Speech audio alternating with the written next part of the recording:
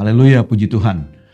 Bapak, Ibu, serta saudara-saudara seiman, jumpa kembali dalam program Renungan Harian Singkat GPDI Berea Alam Sutra dengan tajuk Immanuel, itu saja cukup. Bapak, Ibu, saudara sekalian, hari ini kita akan menerima pelajaran rohani dari cara petani atau peladang yang mempersiapkan lahannya untuk ditaburi dengan benih, seperti disampaikan oleh Nabi Yesaya kepada bangsa Israel dalam Yesaya 28 ayat 24 sampai 25 yang berbunyi, "Setiap harikah orang membajak, mencangkul dan menyisir tanahnya untuk menabur? Bukankah setelah meratakan tanahnya, ia menyerahkan jintan hitam dan menebarkan jintan putih, menaruh gandum jewawut dan jelai kehitam-hitaman dan sekoi di pinggirnya?" Bila kita melihat ayat di atas dan fokus pada kalimat setelah meratakan tanahnya, di sini Yesaya menegaskan bahwa petani akan berhenti membajak setelah tanahnya rata. Artinya tanah tersebut memang sudah siap untuk ditanami atau ditaburi dengan benih. Pada tahap ini, membajak atau mencangkul hanyalah jalan atau cara untuk mencapai tujuan. Apabila tujuan telah dicapai, maka petani pun berhenti membajak. Tujuannya adalah tanah dianggap telah siap untuk ditanami. Saudara-saudara, seorang petani yang cakap harus mengetahui keadaan dan jenis tanah yang hendak digarapnya. Karena itu akan menentukan bagaimana cara dan berapa lamanya waktu yang diperlukan untuk mengolah tanah tersebut.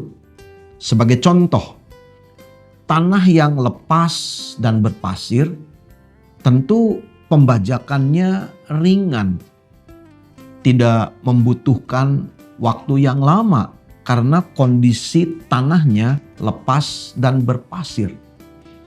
Sementara tanah liat itu memerlukan panas matahari yang terik agar benar-benar kering atau keras. Kemudian setelah itu dibajak harus dalam, digaruk berkali-kali supaya gembur sehingga tanahnya terbuka. Sementara perlakuan untuk tanah yang berbatu-batu dan bersemak duri juga berbeda. Tentu dibutuhkan effort, tenaga yang lebih lagi untuk bisa mengeluarkan batu dan membersihkan semak durinya. Jadi pada prinsipnya seorang petani akan memperhatikan lamanya pembajakan yang harus dilakukan. Ia tidak akan terus-menerus membajak dan menggaruk tanahnya. Ia mengolah setiap jenis tanah menurut keperluannya masing-masing dan berhenti ketika tanah itu sudah siap untuk ditanami. Saudara-saudara, perlakuan petani kepada lahan garapannya menggambarkan berbagai pengalaman dalam hidup seperti kesedihan, kekecewaan, penderitaan, pencobaan, dan lain-lain yang seringkali diizinkan Allah untuk kita alami.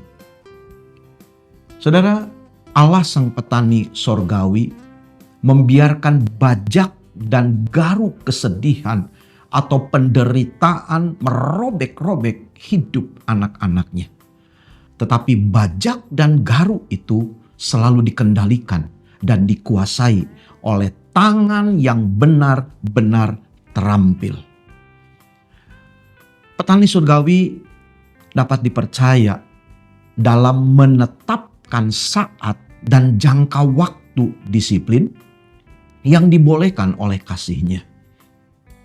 Ia selalu ingat akan tujuannya yang utama, yaitu menghasilkan panen. Puji Tuhan. Dalam Ibrani 12 ayat yang ke-11, kita bisa membaca memang tiap-tiap ganjaran atau dalam hal ini disiplin pada waktu ia diberikan tidak mendatangkan sukacita, tetapi duka cita. Tetapi kemudian ia menghasilkan buah kebenaran yang memberikan damai kepada mereka yang dilatihnya. Bapak Ibu Saudara, kalau kita perhatikan dalam ayat ini, di situ ada ganjaran atau disiplin yang dikatakan tidak mendatangkan sukacita pada saat diberikan, tetapi duka cita. Jujur kita harus akui, ketika Tuhan izinkan kita melewati masa-masa yang sukar, masa-masa yang berat, itu tidak mudah kita lewati. Semua orang, bahkan hamba Tuhan sekalipun, bisa menjadi lemah dan tidak berdaya kalau fokus terhadap apa yang sedang dialami. Tetapi kembali firman Allah dalam Ibrani 12 ayat 11 tadi mengatakan, tetapi kemudian ia menghasilkan buah kebenaran. Jadi fokusnya, goalnya adalah ada buah yang dihasilkan. Dan itu memberikan damai kepada mereka yang dilatihnya. Jadi Bapak Ibu Saudara, mari jangan fokus kepada apa yang kita alami saat ini, tapi fokuslah kepada apa yang Tuhan memang sediakan dan siapkan pada saatnya nanti. Seorang teolog dan penulis dari Skotlandia di abad ke-17 bernama Samuel Rutherford memberikan respon terhadap hajaran-hajaran yang dialaminya dengan berkata, biarlah dia, Allah, membajak, karena ia bermaksud memberikan panen, menghasilkan buah yang mendatangkan damai sejahtera. Haleluya, puji Tuhan. Bapak, Ibu, serta saudara sekalian, respon kita terhadap ganjaran atau disiplin yang kita alami akan menentukan kualitas iman kita sebagai anak-anak Allah. Oleh karena itu, mari saudara, tentukan sikap atau respon kita terhadap apa yang sedang kita alami saat ini. Dan percayalah, tujuan utama Tuhan adalah hidup kita menghasilkan buah. Amin. Mari kita berdoa. Bapa di dalam sorga, terima kasih untuk firman-Mu yang sudah datang pada hari ini. Tuhan tahu keberadaan setiap kami. Tuhan mengerti apa yang sedang kami hadapi.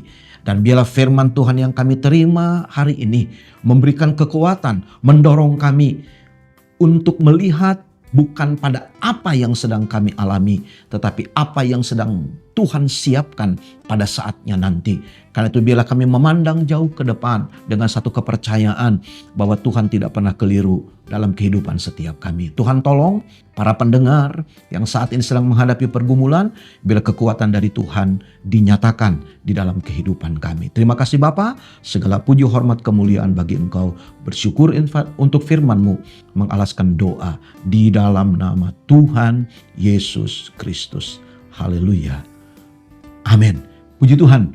Jika Bapak, Ibu, atau Saudara membutuhkan bantuan doa, silahkan menghubungi nomor yang tercantum di bawah ini. Terima kasih. Tuhan Yesus memberkati. Amin.